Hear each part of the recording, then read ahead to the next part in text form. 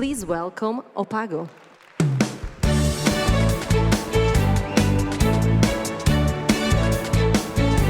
Hello. Hello, Prague. We're Opago, and we revolutionize the way that businesses can accept payments in Bitcoin via Lightning. My name is Michael Anton Fischer. I'm a co-founder and head of product, and with me on stage is Fabian Kotig. He's also a co-founder and head of technology. Yeah, thank you very much, Michael, for the introduction. So let me also introduce the other guys that are not on the stage right now. So we have Mr. Michael Dülk. He is responsible for revenue at Opago. Then we have our advisory board, where we have Frank Hilmes. He is responsible for finance. And then we have our business angel, Stefan Finkenzeller, who is the former Chief Information Security Officer of Bayerische Landesbank. All right, let's talk about the problem that we are trying to solve with Opago. So we see two major challenges when it comes to traditional credit card payments. First of it is being that the transaction fees are very high, ranging about 2 to 4% of the actual transaction amount. Also, in some cases, we have the issue that we also have monthly fees that we have to pay. Also, the second thing is that the merchants getting cash flow problems because they receive the funds up to 6 weeks after the payment has been done. But Bitcoin payments aren't perfect either. So we see also three major challenges. First of it, for small amounts, we see very high transaction fees, which is obviously quite problematic. Then we have complex regulatory and tax issues that we need to address, which makes it also for small merchants very, very difficult. And the last issue is that it's very, very slow. So we need 6 confirmations in the blockchain, which can take up to 60 minutes. So this is very critical if we have like volatility issues in the exchange rate. So how are we solving it? So first of all, we have developed the Opago POS device, which enables merchants to receive Bitcoin Lightning payments. And the user can then choose whether he wants to receive the Satoshis into his private Lightning wallet, or whether he wants to convert them directly to euros so that it's paid to his SEPA bank account within seconds. Also, to address the tax issue, we have, together with our tax advisor, created several export formats that allow for integration in various accounting systems. So this is how the Opago POS terminal looks. We can use it to conduct online and offline payments. Offline payments meaning that we can use the terminal although we do not have an internet connection. It is sufficient if the payee has a working internet connection. And obviously, you can use it with all popular Lightning wallet apps that are out there. So this is how it actually works. So the merchant enters the amount that has to be paid. Then we generate a QR code that needs to be scanned. And that's basically it. The payee takes his Lightning wallet app, scans the QR code, and the transaction is done. So now, Michael, can you introduce other services we have? Yeah, sure. The terminal is nice, but most merchants don't want to manage their own node.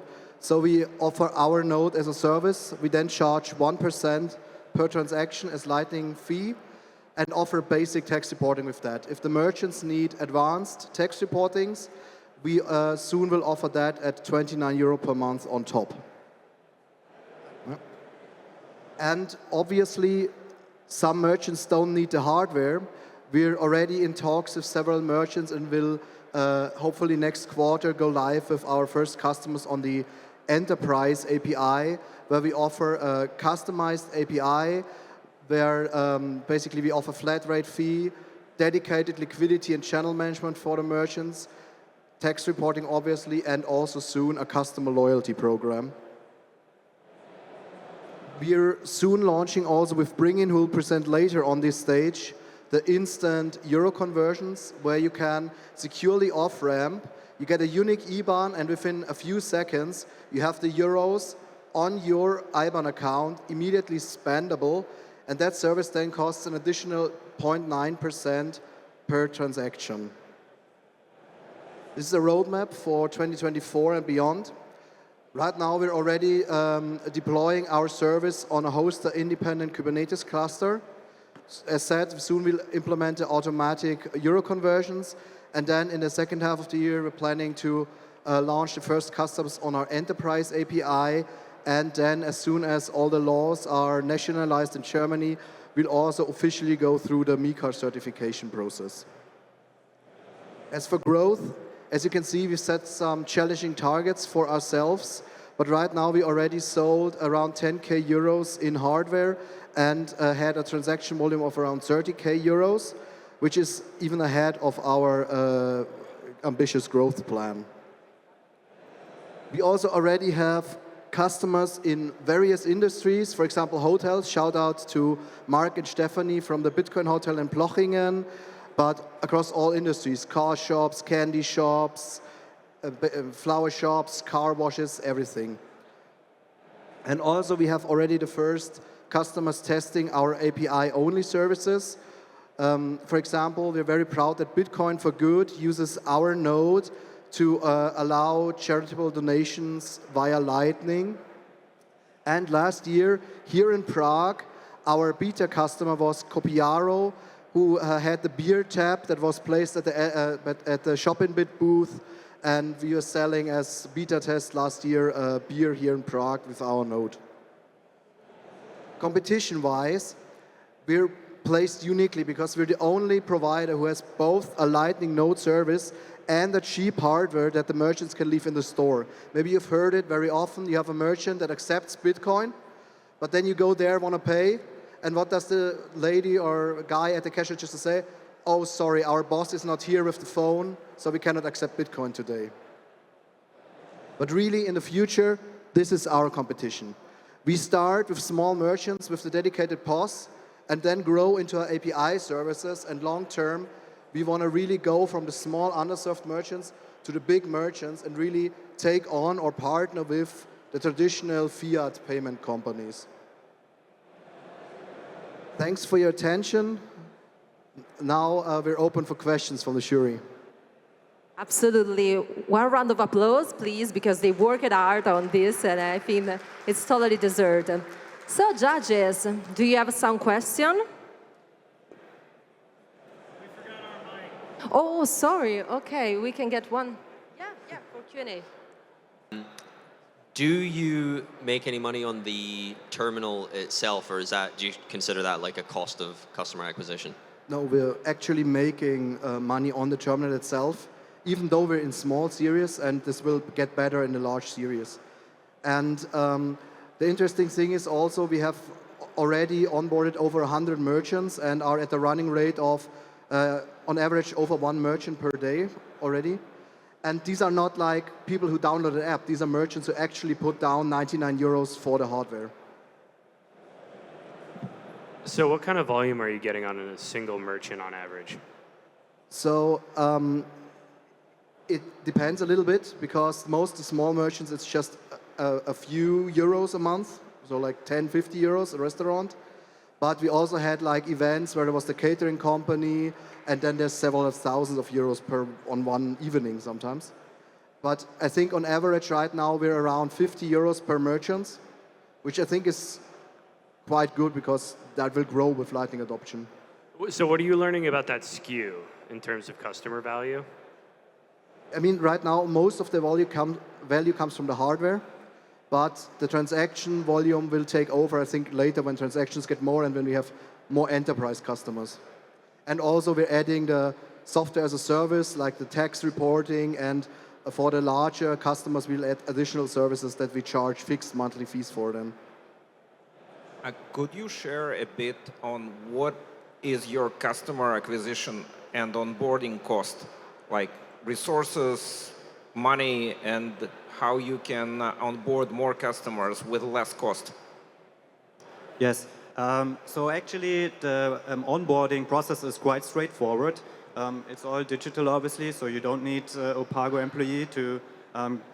log into the dashboard and install the POS device software.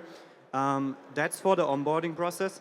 In terms of getting more customers, we have basically, for us it's very important to make it tangible. That's why we post every customer that we get, we ask them whether we can make a picture with him, that we post on our social media channels, because we really want to make it very, very tangible that we can get these customers. Something you want to add, Michael?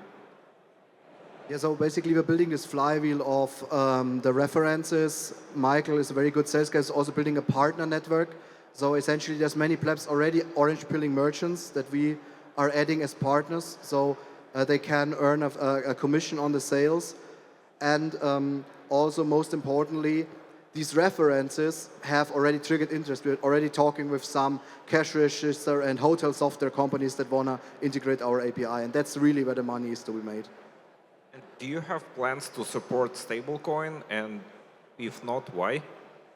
I mean, stable coins that are Lightning compatible are already supported. I'm not sure if we have to do much, because right now you can pay with stable sets from Blink already on a device. You can pay directly out of your Euro account from Strike. But we're looking into that, yes.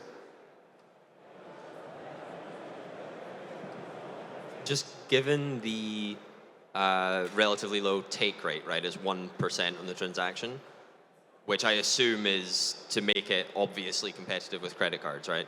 Yeah. Does that impose any constraints, just given you're also bearing the cost of running the node? Like, how do they balance? I mean, right now the node is not that expensive because you have a very good setup that allows us to be hoster independent.